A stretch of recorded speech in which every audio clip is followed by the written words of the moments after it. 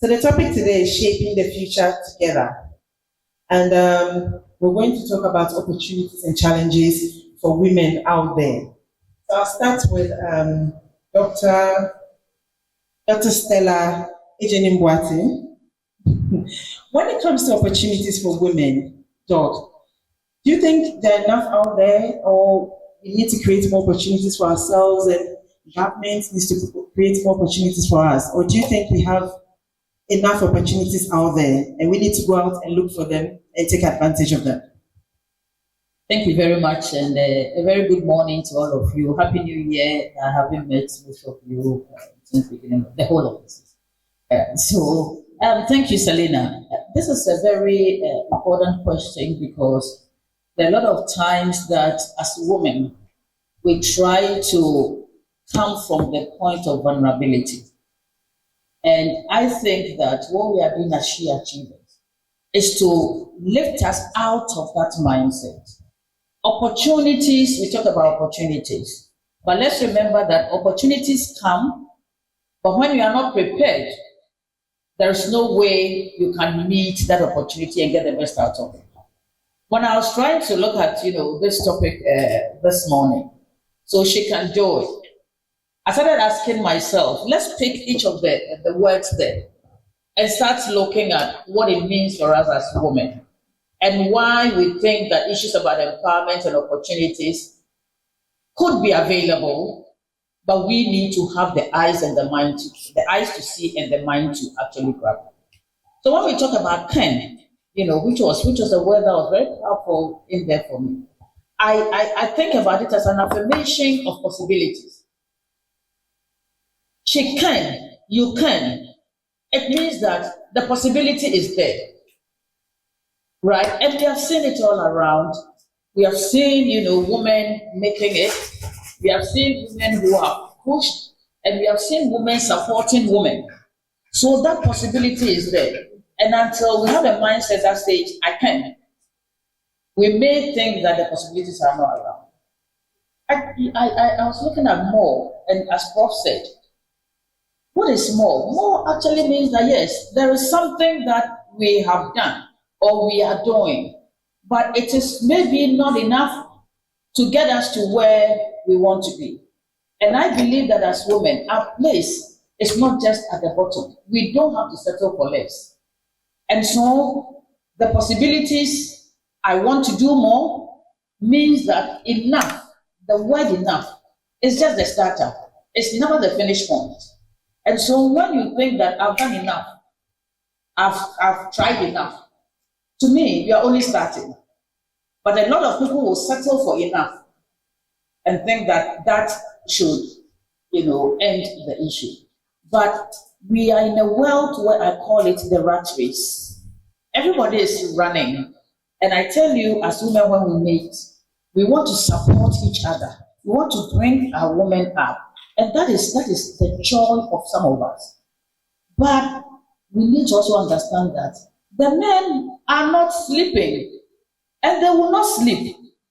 They are not going to leave a certain space for us. In fact, if they do, they're going to leave a space that we may not really want. So they are also, and that is right. I mean, we have sons, we have husbands, we have brothers. You're not saying that they should not. But for me, it is the world of workforce. I consider it as a genderless world. A world where it is about talent, it's about your competence, it's seriously about relationship, as you said. It's about network. It's about putting yourself forward. And so if we say she can do it, she can do more, who is at the center of all this discussion? It is you and I, the females. And so we need to take that seriously. And that is why it's important that boundaries that will not create the opportunities for us, or boundaries that are actually preventing us, right? We will go beyond those boundaries. How do we go beyond those boundaries? We have to start thinking about the thing that we need to do. Knowledge acquisition is important because even when the opportunity is there and they ask for X, Y, Z, and you don't have, somebody will use that as an excuse. The next is your ability to have a paradigm shift of your mind. What is your mind telling you? Be courageous. I tell women when I meet them in some of these forums, I say that, look, for instance, there's an advert that is maybe out in your organization. The man is going for it. He's just 60% ready. But the woman wants to be 100% ready before she even makes the attempt. By the time you make that attempt, somebody has already taken it. And it is because, so how will I manage my children and how will I manage my home? And if I take this higher responsibility, look, the world will not come to an end when you take that responsibility. God will provide and your mind will provide for you. So in a nutshell, I'm saying that opportunities are there. But the time when maybe we expected that these opportunities should be handed over to us on a silver platter is gone. We know that there are impediments. There are impediments. But if your mind tells you that I can go beyond those boundaries, your mind will help you. The connection, the relationships you have with other women and even other men will help you break through. And when you break through those boundaries, you see what is beyond. And you see that it's a beautiful beyond. And you can go for it. So forums like this, for me, I'm a she achiever. We are in this one. And I really make time for it. Because when I meet people like this, and we also meet younger ones, once you impact, you also get impacted by others. So the opportunities are available. I don't want women for us to continue to start every conversation from the point of vulnerability. And that is what I'm trying to do. Thank you. Thank you, Dr. Doris Ejenim-Boateng. Again, what I took from what you said a lot of things, but the one that resonates with me especially is make sure you're prepared when opportunities come your way. Yes, it's one of my favorite quotes by Oprah Winfrey. She says there's nothing like good luck. And that what you think is good luck is preparation meeting opportunity. Because if the opportunity comes and you're not prepared, you can't take advantage of it. Okay, so I'll move on to Dr. Alabi. I should come to you later since you spoke not so long ago. Okay, I'm here. So, yes. So the specific question I want to ask you is, do you think there are enough opportunities for women? I know you're in academia, but when it comes to corporate and the business environment especially, do you think there are enough opportunities for us? It's all around us. Too many opportunities, but sometimes it is what we want and our expectations. Sometimes our expectations blind us in a way that we miss the opportunities because we see them and we don't recognize that they are opportunities because we have a certain expectation of what we want and where we should be. But I want to add my voice to the issue of vulnerability by sharing a little story that I read in the Bible. It's about the 4 leprous men. These 4 leprous men were outcasts. They were seated all the time behind the wall, the city gate, at the gate. And there was a time that there was extreme famine in Israel because there was war between them and the Persians.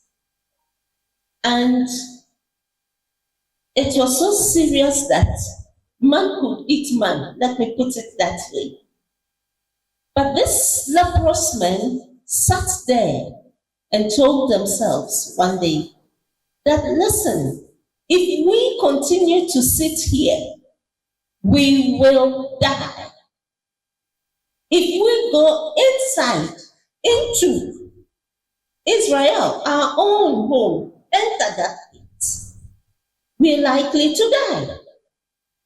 So we need to do something different. And therefore, let us get up and go to the other camp. Maybe they would accept us. And if they do, they'll give us something to eat and we will survive. But if they don't, we may die. So it is about sitting there and brooding all the time over your vulnerability, what you have or what you do not have. I don't think any people were as vulnerable at the time as these leprous men. But they went there, and lo and behold, they found a lot of food because the people have run away. Why did the people run away? Because as they were going, according to the Bible that I read, their footsteps were amplified in a way that produced certain noises that scared the opponents. So it means that even if you are destined for something and you sit there, God will not come through for you. You need to move. And the move is such that it has to be different. If we continue to do the same things the same way all the time, not me. But Einstein calls it stupid. And we don't want to be stupid. So from today, when we move, we've got to go back home and reassess ourselves and ask ourselves whether we are doing the same things the same way again, and ask what more can we do? What else can we do? Where should we move to? Where shouldn't we move to? And I believe that if we are able to do that, many new doors would open and we would be able to do more. Lastly, technology is a game changer. I see how the youth and the young ladies are using the power of technology. Some for good, some not for good.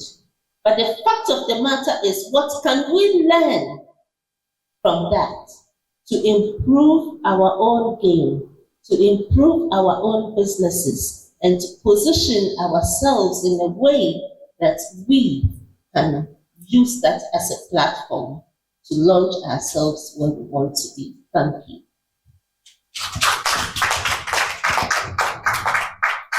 Thank you so much, Madam.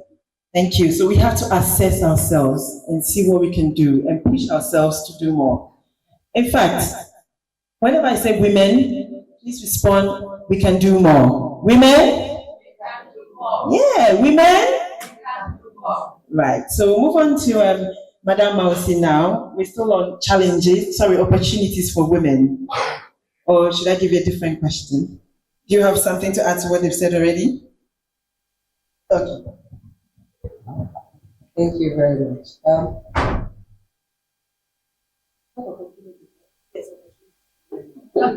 Okay. When I take this word, she has the S for sustainable, then the H, equivalent, then E, efforts. So that's the woman. Sustainable, equivalent, effort. And when you have that, then it means she can do more. And so I see that what the woman must do is also to create opportunities for other women. Create the job, create the space. I take myself as my previous work where I was, I had to establish the Ghana TVET service, the first director general. So I had to create some spaces for women to occupy. I had to have a whole directorate for gender and get a woman to head that place. And get some men also to be there so that they can learn and know much about the needs of women. And then I have to encourage women to go into the male-dominated spaces, the male-dominated trades. We take electricals, you take plumbing, you take draftsmanship and all that. That is where the men go in. And that's where the money is. The building industry is booming so much in Ghana. So you find a lot more men there, and the women go in for the female-dominated once the dressmaking, the catering, and what have you. But when the men finish school, even once in school, they're able to make money during weekends and things like that. So we have to promote and encourage a lot more women to go into that space by giving them some kind of incentives, by supporting them with tools and materials, by giving them some kind of scholarship, to support them. So we create. It should be a deliberate attempt or deliberate effort to create that space for the women and also to mentor them. Mentorship is also very important. So I think that what we must do for women, I look at it this way, that you don't need to be rich, but you need to be wealthy. When you are wealthy, it means you have invested so much in other people. Riches is about money. That is my definition. I may be wrong. But riches is about money. But to be wealthy, it means you have invested so much in people and you leave huge legacies behind. So I say that what legacy as a woman would you boast of? What would you be remembered for? Is to invest in women, help them identify. Some of the people you need to hold their hands and walk them through. Some you just need to have a conversation with them and then on you go. Some you really, really have to spend a lot more time with them. So for me, the opportunities are there. But then we need to hold people's hands. And together we move. We need to network. We need to love one another. And we need to empathize. That is what I mean. Thank you so much, Madam Doris. Indeed, what you said is so true. Being wealthy, I believe most people think being wealthy means you're so rich, but indeed it's who you invested in, the legacy you leave behind. Very true. And also the mentors is definitely very important. I have great role models and mentors, and one of them really stands out. And coincidentally, she's actually a She Achiever, Madam Afia Moro. She's an event planner. She's one mentor of mine that will actually call me. She will even wait for me to come to her. She'll call me and say, Selina, how's the business going? I'll say, oh, Auntie Afi, there are challenges, business is slow. She said, try this. Try and market the products this way. When you get a little money, change it into dollars. That's one good advice she gave me. Because the dollar is always going high. No, but you don't like that advice. But yeah, it's definitely good to have mentors like that, especially ones that have time for you. Because there are some people, you just admire them. Like I hear people saying, Oprah Winfrey is my mentor. How can Oprah be your mentor? You've never even met her before. A mentor is somebody you can go to that will guide you, advise you. Role model, yes, she can be a role model. That means you admire her. But for mentors, it should be somebody that you know personally. And sometimes you need to go out there to look for these mentors. They may not always necessarily come knocking at your door. But like at this gathering, you love the way Prof. Goski is speaking. You appreciate when we end. You like the way Madam Dr. Doris is speaking. You go to her and talk to her and say, please, can you be my mentor? And if you're lucky, she'll adopt you. You become her adopted daughter. You can go to Madam Mausi as well, and they all help you. That's what I do. I go to programs. I love the panelists. I approach them and say, I would like you to be my mentor. Right. So now we're moving on to our gentleman, Honorable Gamay. You've been listening to the women say it all. I still want you to talk about opportunities, but I'm going to change your topic a little bit. Early on, Prof mentioned how the women in academia said the men, sabotage them, ganged up against them, and so it was hard for them to reach the topmost of their career. What would you say about that? Why do men do that? And when women face such challenges, when men gang up against them, what can we do? What can we do to win them over so they can help us, push us up? Thank you. That's also a statement. When I make a statement, I say so because I perceive that the women here are ganging up against me. Okay, all right.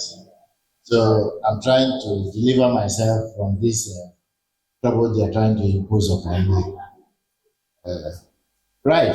Let's be very open, because the problem is when we are not open enough. And even the word enough that I've added is giving myself a problem. Let's simply be open. And it's endless openness kind of thing. If we do that and we communicate in such open manner, we'll get what we want. I say so because it's true. There is a perception. And perception, as a teacher of perception, problematic. I was in Parliament yesterday. The people who watched, you see me in the corner somewhere. They really killed me with the table. They removed two of them. I hope they won't fight this one. Yeah. This time. Yes. Already. Thank God I'm here. Right. Well, it's perception that's fueling that. Perception is fueling it. It's not very easy to live male, mated, hearing system. And all these years, as I was growing up, I found that these men I meet along the line, my secretary in the ministry happened to be a lady, and she went through a lot of difficulties along the line before I got to the ministry. She told me, oh, I assisted her in various ways, but because of perception that they claim women can be a source of problem for we the men. So they want to make sure that they put you where you belong. I have lived, I'm quite of age. I'll be 76 this year. Yes. So I live among the elderly chiefs, people with a lot of talent, wisdom. And even when women, my mother, my sisters, my aunties, when they prepare food and they want to serve the men, they make sure after suffering and going through, and in the kitchen, the number of mileage you the women, you are using all manner of gadgets. But in those good old days, even now, with all your gadgets, you walk about 2 miles in the kitchen before you complete your book. And when you finish, it's good to serve, because that's the tradition we came to meet, to serve them. But almost all the meat, all the fish will go to with the men. I've seen my wife did it. And then when they want to even eat, they will sit like this and be eating from this angle. So I used to observe. I have 4 daughters. Reasonably wealthy. Thank God, none of my children are poor. And I prayed against that. They should never be poor, but they will become beggars or looking for someone for assistance. So I've always prayed for that, and thank God they are okay. You can be even 2 times, 3 times quadruplet better than even what you want. But that, let me use the word, that demon of perception that fuels this kind of culture and tradition that we have been locked in all these years has taken a seat inside our hearts. We have accepted it. We ourselves help the men to be in compliance with that kind. So when you become vice president, it's plenty in Ghana. Who says you cannot be president? And who says you cannot be chief executive? Who says you cannot? Chief executive, I don't mean chief executive only in your own business relations. You can be chief executive anywhere. But the perception is that you are not up to the task. I'm watching to see how things will develop. Again, let me remind you, yesterday I was in Parliament, I was just behind them while they were playing the Bofuna. And because I'm a mediator and not just talking, I'm really who I am. I was talking to another bride, Markins and Befi. Those three were the kingpins in the thing. Because I saw, if you open the video, you will see them acting it. Look, you should kill somebody here. And Mama Patricia, that's how they call her, is the deputy minority leader. If she was standing, I said, my friend, if you don't move from there, they'll kill you with your own table they are pushing around. But she was almost going to be pushed together with me to the wall. And so I saw it and I jumped. She couldn't jump. So I think that it's important we take steps to ensure that women have their place and let go this perception that have been hanging around you all these years. When a man dies, it's a woman who killed him. And when your wife died, then she can take the lead. I think that's most unfair. And I've fought against it. Saw it. My mother, when my father died in 1981, I was reasonably young. But I still stood my grounds. They called me and said, culturally, your colleague women organized and said because the husband is dead, you should get up 3:30 a.m. By 4, you should finish bathing cold water. And then, you know, they wear certain dresses, they wear certain kind of things as a way of preventing the so-called ghost from coming to her. When she's going to eat, she has to put small of the food, small of the bamboo or small of the fish, you know, on the ground. The husband who is dead and buried to come and eat. Early I don't need to woke up, I went and carry my mother. Say, let's go. Wanted to tell her to stay with me. We will not bath 3:30 a.m. Otherwise you will die. And she lived up to recently before. It was 101 before she died. So I want to say that yes, I agree. Is we the men truly that feel that you are troublesome.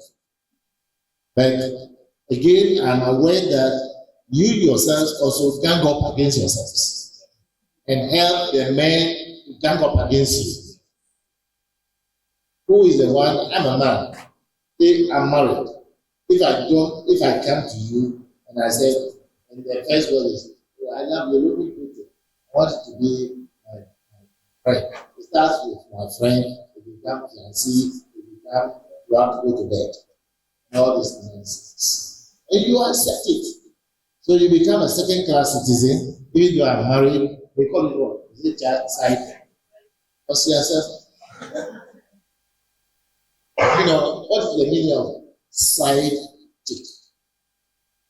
that you are not the original wife. So you can be a secondary citizen.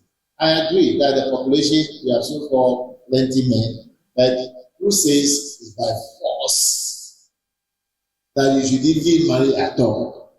Who says it's by force? So you don't need to be the second class citizen, so-called, of women is because you have accepted that burdensome stone being placed on you. You don't accept it.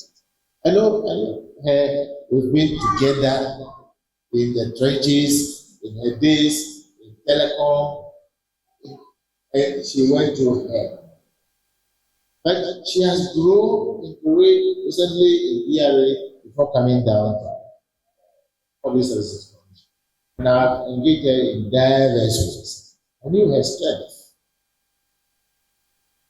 My sister, Prof, I know what she has gone through. She could have been a vice chancellor elsewhere, but like they rightly said, she used the correct word. I said it's still on her mind. They gang against her, and she didn't get the opportunity, and she is somewhere managing her own life. So are many of you here. I do know her, Madam.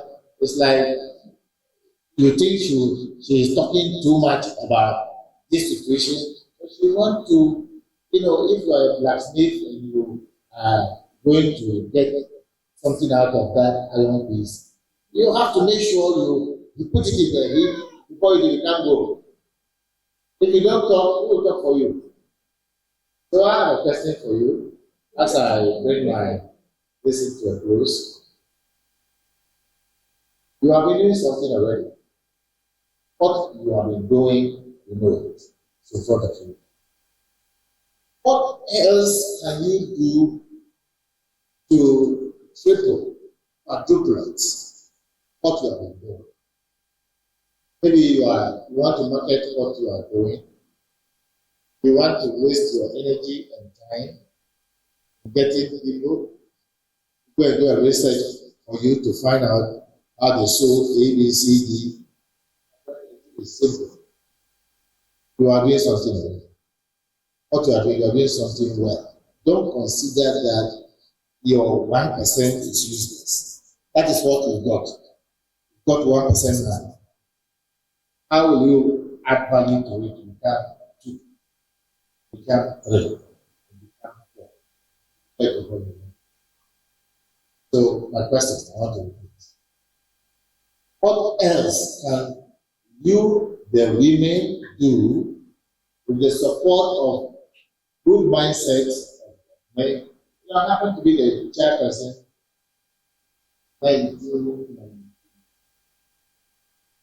There was this, after the Beijing conference, there was the Beijing conference in Ghana, at Accra International Conference Center, led by Madame Rollins, the late Shaliaite, and the rest.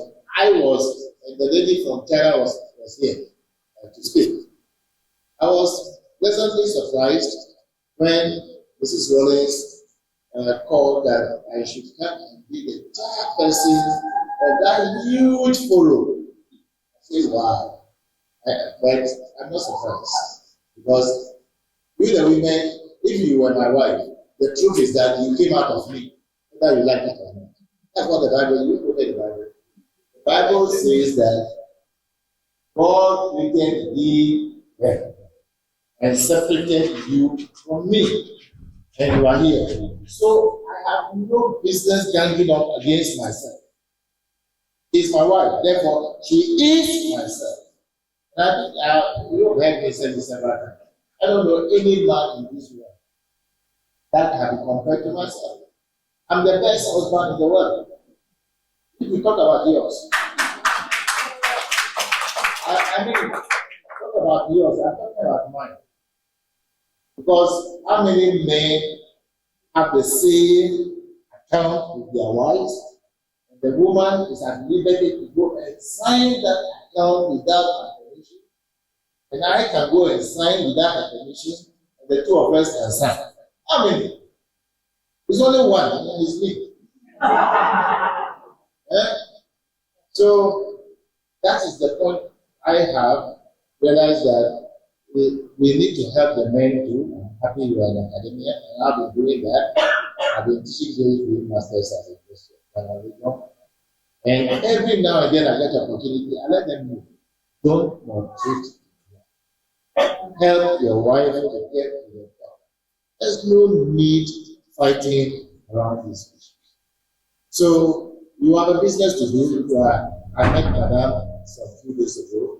I met her some few days ago, and I knew what contributions were made at that forum.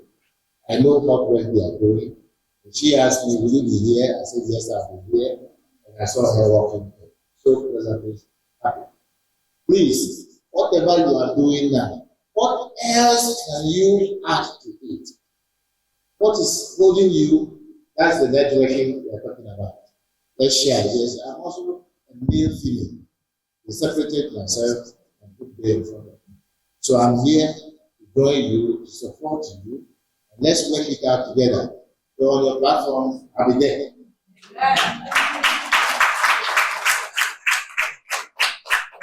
Thank God help you at this situation. Thank you. Oh, thank you so much, Honorable Austin Gami. Thank you. That was really elating. But I just have a quick question. You're saying that we women also accept that role that we belong in the kitchen and we have to be submissive. But when we try to stand up for ourselves, we are called too known or disrespectful. A case in question is what happened in Parliament the other day when Madam Fahad Castle stood up to Honorable Amodompe. People were bashing on social media. So sometimes it's difficult. Happened yesterday. I said, okay, maybe she was right. Because the role that gentleman, let me call it gentleman for now, played yesterday in destroying the table and the microphones. You are going to pay. You are going to pay for the microphones. Yes. I said I was standing right behind the answer. What you are doing? Are you aware you are on TV? Then I had a call from my own sister. He said, "Save yourself by getting out from the place." I had another call from another person, and my brother was there worried for me. Everybody, and there were chiefs, men and women there, elderly women. They never ate for money. So I think that maybe an answer to that the person you raised. Yes, it's true. If you want me to cook for you, I'll cook for you. If you get that way, don't worry yourself. But I don't know how to cook. But if I'm taught, if you, the women, who are our mothers, if from the word go, you brought both the men and the women, your kids to the kitchen, and they helped each other, they also know how to cook. At least some of them travel outside, they do their own cooking for a while before they get married and so on and so on. So I think that we need to support both sexes to go to the kitchen and learn how to cook. I do know most of us on the Volta region have been brought up, at least we can make our point and so forth and so on. So I think it's important that we do that, but it's also true that by some design, even from God, when Jesus visited some families, who were those two women? One of them was in the kitchen, Martha. Martha was in the kitchen cooking. The men who were there were not cooking. So generally, not that we have accepted it, generally, women who are married and those who are not even married, female, they cook. It does not make you a slave. It does not make you a slave. And I told you about my mind about my wife. I sit down, what I can do to help her to do, just to spice the relationship as well. But to attribute that to your being too known, learn how to talk and talk gently, learn how to talk and be honest, be open to your husband, very specific to issues that are being raised for conversation about. Conversation defines the quality of the relationship between the two people. So it's about how you relate. I really meant what I've told you. I am not just playing it. If there is any other man, you should come.